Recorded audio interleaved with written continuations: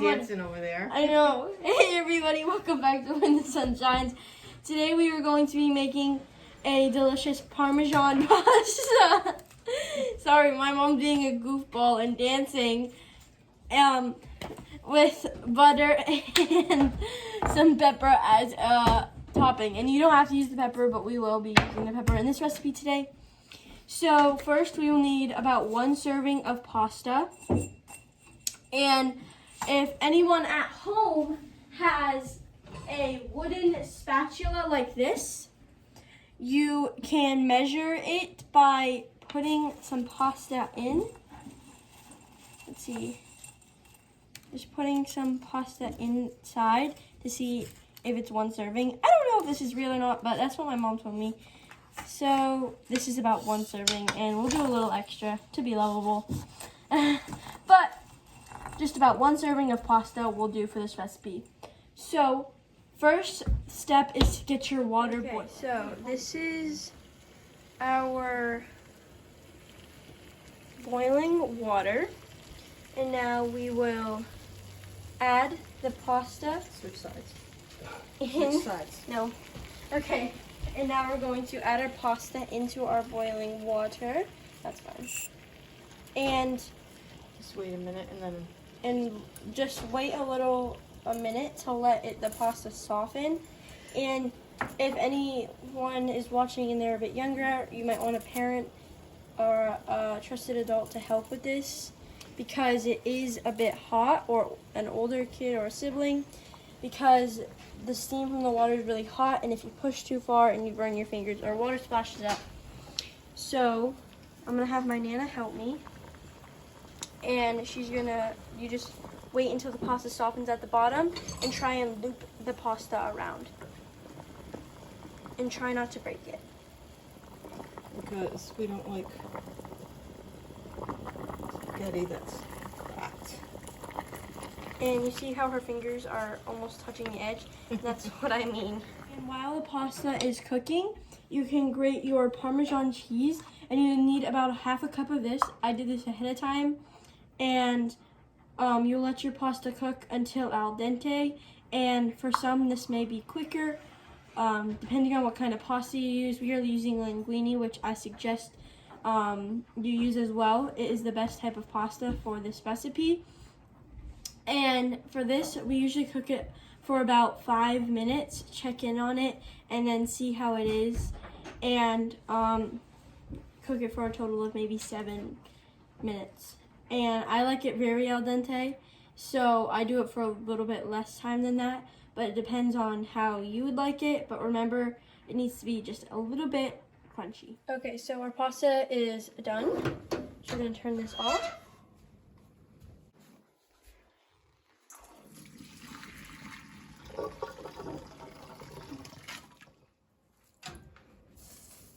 And it's okay if you get a little water in there.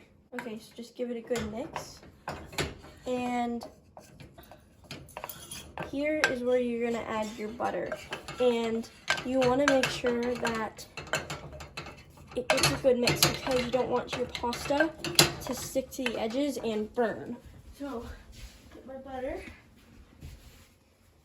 and just put that in and help make it so it doesn't stick as much, and the pasta won't stick to each other.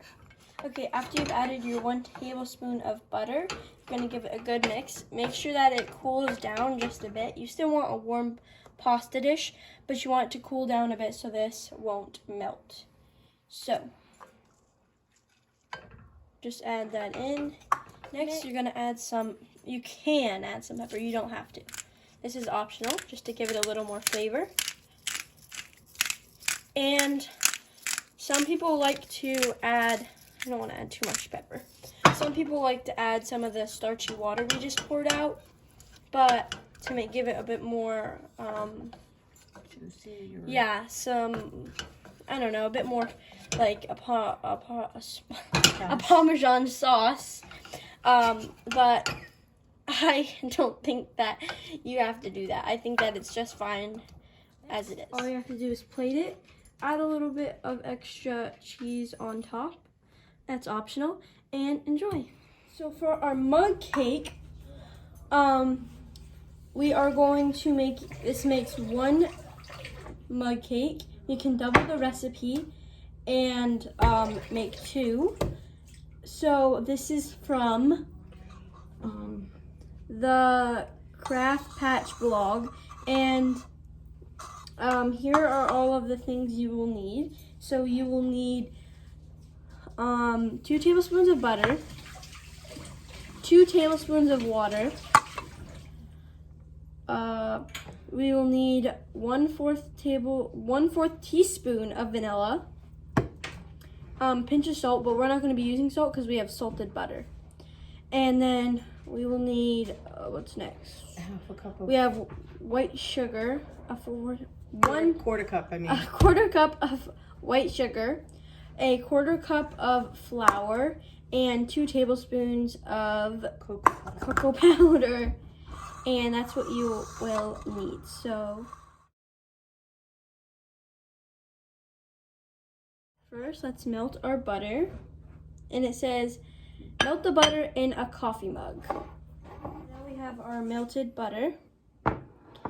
And if you guys are wondering why the angle looks different, it is because we have to switch our tripods. And our other one is currently kind of charging right now, and it was being a bit confusing, so we had to charge it, and it was acting up. So that's why the angle is a bit lower. You want to use this to stir it all with? Yes. So once you have melted your butter, you're going to add your 2 tablespoons of water.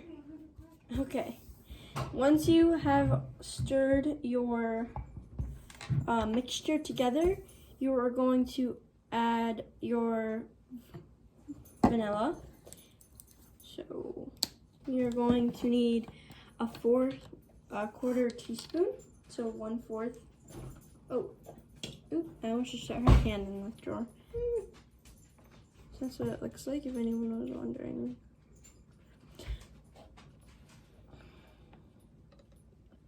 Just add that. You would add your salt, but because we have the salted butter, we don't need to add salt. But for anyone who's using unsalted butter, which it recommends, you would just add 1 pinch of salt. Okay, so next you're going to add your sugar.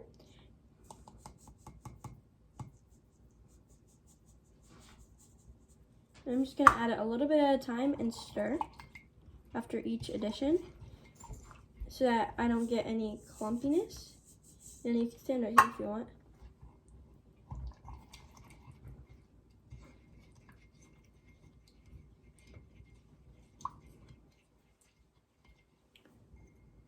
Okay, next we're gonna add our cocoa powder.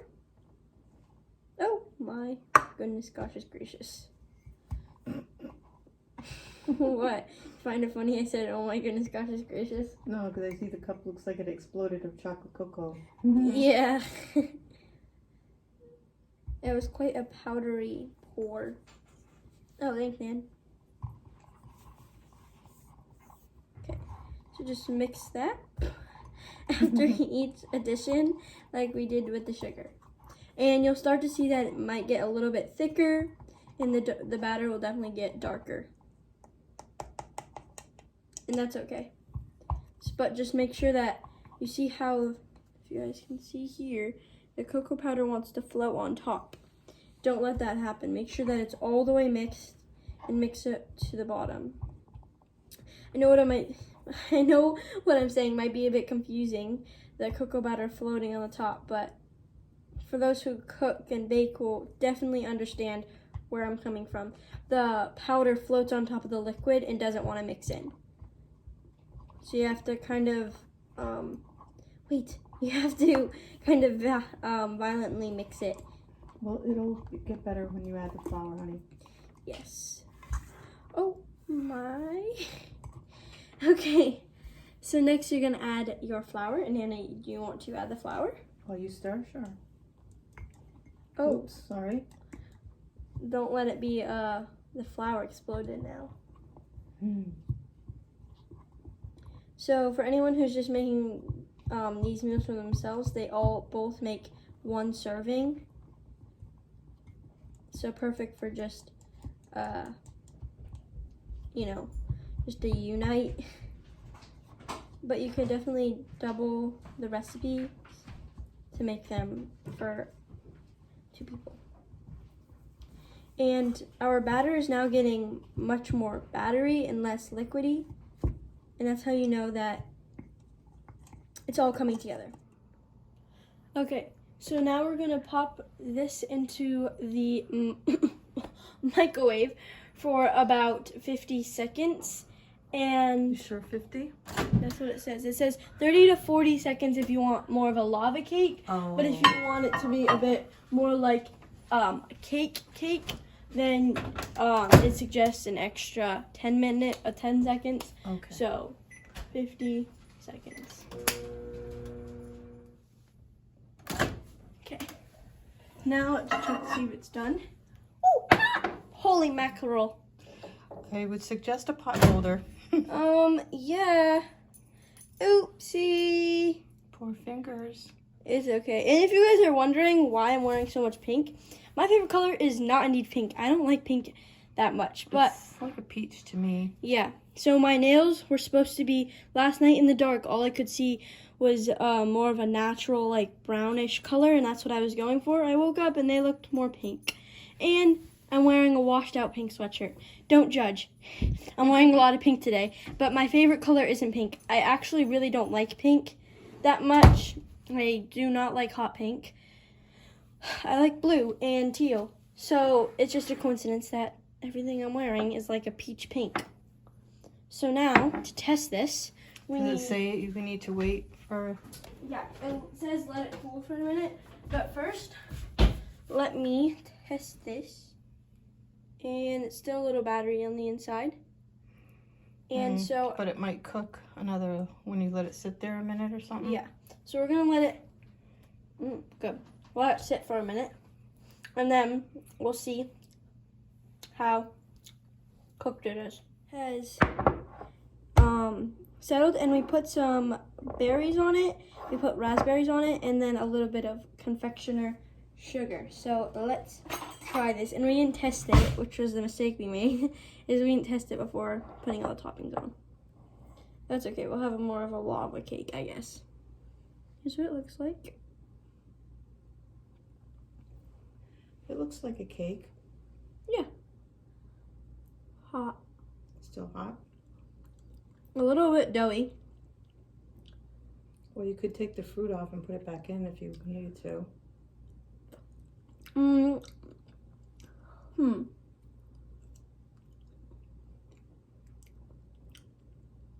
A little